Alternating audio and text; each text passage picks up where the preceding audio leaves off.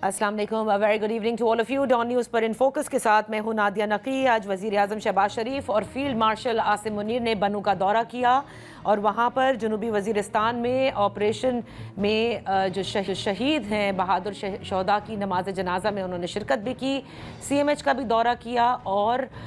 जो ज़ख्मी हुए हैं सिक्योरिटी एहलकार उनकी अयादत भी की है। साथ ही वज़ीर आज़म शहबाज शरीफ ने एक बड़ा वाज़ेह पैगाम दिया है अफ़गानिस्तान को। वो कहते हैं कि अफ़गानिस्तान को कह दिया है कि खारजियों और पाकिस्तानियों में से एक का इंतखाब कर लें। पाकिस्तानी कौम दहशतगर्दी के मामले पर सियासत और गुमराह कुन बयानिए को रद्द करती है। इससे कबल आपने देखा कि फील्ड मार्शल ने आज सैलाब से जो मुतासरा इलाके हैं खुसूसन कसूर सेक्टर और पीरवाला में उन्होंने वहां जाकर विज़िट भी किया है और जो सैलाब मुतासरीन हैं उनकी आबादकारी तक उनकी जो मुआवनत है वो फराहम करने की यकीन दहानी भी कराई है। और साथ ही उन्होंने ये भी कहा है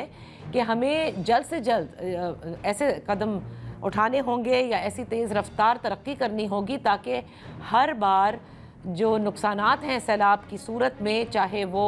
अमवात हों या फिर इमलाक हों, उससे बचा जा सके, क्योंकि उन्होंने कहा कि रियासत इसकी मुतहम्मिल नहीं हो सकती। एक और जो इशू है वो पाकिस्तान पीपल्स पार्टी से रिलेटेड भी है, वो सैलाब मुतासरीन के हवाले से है, उस पर भी बात करेंगे। इन तमाम उमूर पर बात करने के लिए हमारे साथ इन फोकस हैं सगीर साहब, पाकिस्तान मुस्लिम लीग नून के सीनियर रहनुमा हैं, साबिक वफाकी वज़ीर। बेहद शुक्रिया फॉर जॉइनिंग अस। खुर्रम दस्तगीर साहब, पहले तो दहशतगर्दी के हवाले से बात कर ली जाए, क्योंकि आज फील्ड मार्शल ने और वज़ीर आज़म ने बनू का दौरा भी किया और आप जानते हैं कि इससे कबल ही यानी गुज़िश्ता 2-3 रोज़ से आपकी नज़र से भी गुजरा होगा कि खैबर पख्तूनख्वा में पाकिस्तान तहरीक इंसाफ की जो हुकूमत है उसके बानी इमरान खान साहब अब हिदायत देते हैं वज़ीर आला खैबर पख्तूनख्वा को कि वो फौरी तौर पर इस ऑपरेशन को रुकवाएं, और वो ये भी कहते हैं कि अफ़गानिस्तान का दौरा करें और वहाँ जाकर उनसे बात करें। जो इस वक्त ग्राउंड रियलिटीज़ हैं, और पहले भी हमारे यहाँ दहशतगर्दी के ख़िलाफ़ ऑपरेशंस हुए हैं, मैं ये जानना चाहती हूँ कि क्या ये इस वक्त ज़रूरी नहीं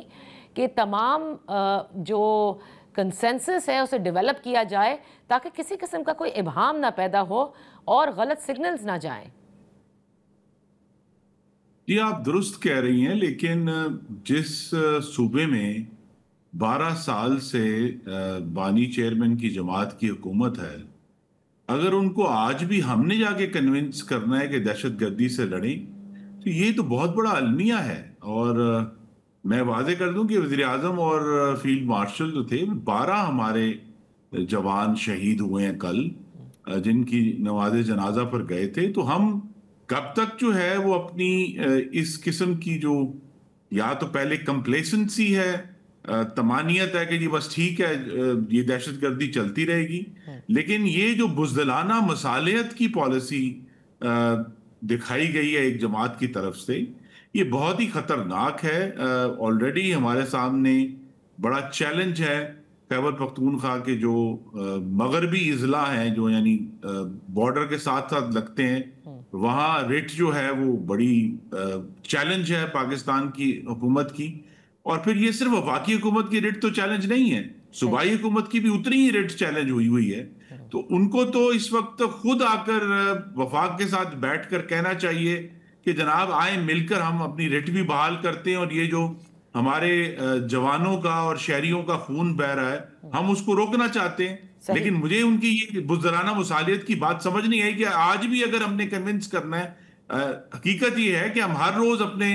शहीदों की लाशें उठाते हैं और उनको दफन करते हैं और हम कहते हैं कि ये दोबारा नहीं होगा, लेकिन ये जो कमजोरी है गुफ्तगू में भी, और ये कहना कि जाकर उनसे बात करें, हमें तो इस वक्त बहुत सख्त स्टैंड लेने की जरूरत है कि हम दहशतगर्दी का ऑलरेडी हम एक दफा बहुत सख्त उसके साथ लड़ाई कर चुके हैं, जिसमें 80,000 से ज्यादा पाकिस्तानियों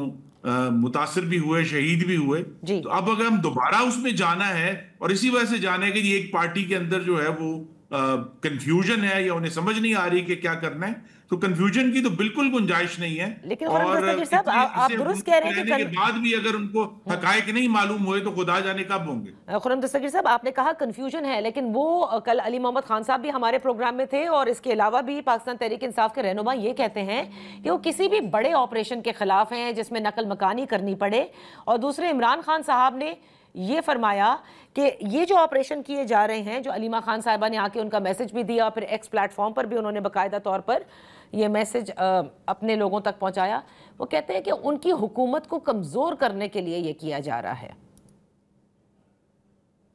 دیکھیے، ایک میں آپ کے ناظرین سے آپ کے توسط سے استدعا کروں گا کہ دہشت گردی ایک ایسا معاملہ ہے جو ہر قسم کی اندرونی سیاست سے بالا تر ہے۔ خدا کے لیے اگر ہمیں ابھی بھی سمجھ نہیں آئی کہ ہم اس کو اور کسی بھی سیاسی مقصد سے استعمال کرنا چاہیں، پاکستان کی سرزمین کے تقدس کا سوال ہے اور اس پر رہنے والے شہریوں، ہمارے بھائیوں بہنوں اور فوجی جوانوں افسروں کی زندگیوں کا سوال ہے۔ اس پر ہمیں بغیر کسی ابہام کے اور کنفیوژن کے اکٹھا ہو کر اس کا خاتمہ کرنا ہے، کیونکہ اس کے بغیر جو اصل ہم سب کا مطمع نظر ہے کہ پاکستان ایک خوشحال اور ترقی یافتہ ملک کی حیثیت میں آگے بڑھے 21ویں صدی میں، وہ اچیو نہیں ہو سکتا۔ خرم دستگیر صاحب، اب سیلاب کے جو معاملات ہیں اس کی طرف میں آنا چاہوں گی، کیونکہ پاکستان پیپلز پارٹی نے کئی باتیں کہی ہیں، ان کے چیئرمین نے بھی، انہوں نے کہا کہ عالمی سطح پر اپیل کرنا لازم ہے۔ آپ کیا سمجھتے ہیں کہ اتنے سکیل پر یہ ڈیوسٹیشن ہوئی ہے کہ ہاں اس پہ بنتی بھی ہے اپیل؟ آپ نے دیکھا سینٹ میں انہوں نے قرارداد بھی جمع کرائی ہے، اور دوسرا ان کو اعتراض ہے بسپ کے اوپر ابھی تک عمل درآمد نہ ہونے کا، باوجود اس کے کہ وزیر اعظم سے بلاول بھٹو صاحب کی بات بھی ہوئی تھی، اور وہ سمجھتے ہیں کہ سیلاب متاثرین کے لیے جو سب سے بہترین طریقہ امداد پہنچانے کا ہے وہ بے نظیر انکم سپورٹ پروگرام کے تھرو ہے۔ جی، تو میری پہلی تو توقع یہ ہے کہ چیئرمین پیپلز پارٹی جو ہیں وہ تمام جو ایشوز ہیں وہ وزیر اعظم یا جو کابینہ کے سینئر وزراء ہیں ان کے سامنے رکھ کر اس کو ریزالو کریں گے۔ یہ ضرور اختلاف پیدا ہوا ہے کہ پاکستان کی حکومت نے یہ فیصلہ کیا ہے کہ یہ جو ہم جسے کہتے ہیں ریسکیو اینڈ ریلیف والا جو مرحلہ ہے سیلاب زدگان کی مدد کا، اس کو صوبائی حکومتیں خود اپنے وسائل سے فنڈ کریں۔ اس کے بعد جو ریہیبلیٹیشن ہے، جہاں ہمیں گھر بنانے ہیں، کچھ ہمیں ٹیکنیکل ایکسپرٹیز چاہیے ہوگی اپنے جو پانی کی گزرگاہیں انہیں میپنگ کرنے کے لیے، اس سٹیج پر آ کر بھی بجائے امداد طلب کرنے کے ہماری اس وقت کی پریفرنس یہ ہے کہ جو دنیا میں گلوبل وارمنگ کے لیے فنڈنگ اویلیبل ہے، پاکستان سب سے واضح طور پہ جو پہلے چند بڑے شکار ہیں گلوبل وارمنگ کے، ان کے طور پر اب واضح سامنے آ چکا ہے، تو لہذا اس گرین فنڈنگ کو استعمال کرتے ہوئے ہم اس کو ریہیبلیٹیشن کے لیے، میٹیگیشن کے لیے اور اس کے لیے استعمال کریں۔ تو جو بین الاقوامی امداد کا جو ایک بڑا لگا بندہ طریقہ ہے جس کی تجویز چیئرمین پیپلز پارٹی نے دی ہے، وہ ایک طریقہ رہا ہے، لیکن میں اس پہ چونکہ اندرونی معاملات سے آگاہ نہیں ہوں، لیکن یہ کہہ سکتا ہوں کہ شہباز شریف صاحب کی حکومت جو ہے وہ ایک بہتر طرز عمل پر جو ہے اس وقت کاربند ہے کہ ہم گرین فنڈنگ کو استعمال کرتے ہوئے ریہیبلیٹیشن کریں گے، لیکن اس سے پہلے صوبائی حکومتیں ہی اپنے فنڈز استعمال کریں، اور کہیں اگر کوئی کمی ہے تو اس کے لیے وفاقی حکومت ضرور ان کی سپورٹ کرے گی۔ اوکے، تو خرم صاحب، آئی ایم ایف سے بھی یہ پہلے کہا جا رہا تھا، کیونکہ بجلی کے بل کی معافی کے حوالے سے بات ہوئی، آپ سمجھتے ہیں کہ اگر آئی ایم ایف نہیں راضی ہوتا تو یہ پاکستان کی حکومت پھر نہیں کر پائے گی، کیونکہ 3 ماہ کی بات ہو رہی ہے؟ نہیں، میرے خیال میں آئی ایم ایف کو بھی اندازہ ہے، اور جو سکیل ہے اس وقت، کیونکہ دیکھیے جتنا ہم ملک کے جنوب میں جائیں گے وہاں دریا جب اکٹھے ہو رہے ہیں، ان کے پانی اکٹھے ہو رہے ہیں، ان کا ظاہر ہے پھیلاؤ بھی ہے اور اوور فلو جو ہے وہ بڑھے گا، اور ابھی سندھ میں پوری طرح اس کا اثر نظر نہیں آیا، لیکن جتنا سکیل ہے اس کے لیے وہ بین الاقوامی طور پر ڈاکیومنٹڈ ہے، اور خاص طور پہ حکومت پنجاب نے اس دفعہ بہت ٹیکنالوجی کا استعمال کیا ہے اس سارے معاملے کو ریکارڈ کرنے کے لیے، اس میں کوئی رکاوٹ نہیں ہونی چاہیے آئی ایم ایف کے معاملے میں۔ میری توقع یہی ہے کہ وہ اس پر ایگری کریں گے اور اس پر ہم آگے بڑھ کے، یہ تو 3 مہینے کی بات ہے، اصل ایشو تو یہی ہے کہ جن کی زندگیوں میں خرابی آئی ہے، جن کے گھر جو ہیں وہ بہہ گئے ہیں، جن کی فصلیں تباہ ہوئی ہیں، ان کو ہم جلد از جلد ریہیبلیٹیٹ کریں تاکہ وہ اس کے فوراً بعد اپنی اگلی فصل لگانے کے قابل ہوں۔ بالکل آپ نے درست کہا۔ تو خرم صاحب، کیونکہ آج فیلڈ مارشل کا بھی جو دورہ تھا، سیلاب متاثرین سے ان کی ملاقات ہوئی اور انہوں نے جو باتیں کہیں، تو کیا فیلڈ مارشل کا بھی وہی ماننا ہے جو انہوں نے کہا کہ تیز رفتاری سے ترقی کے کام کرنے ہوں گے، جو وزیر اعظم کا ہے، جو مریم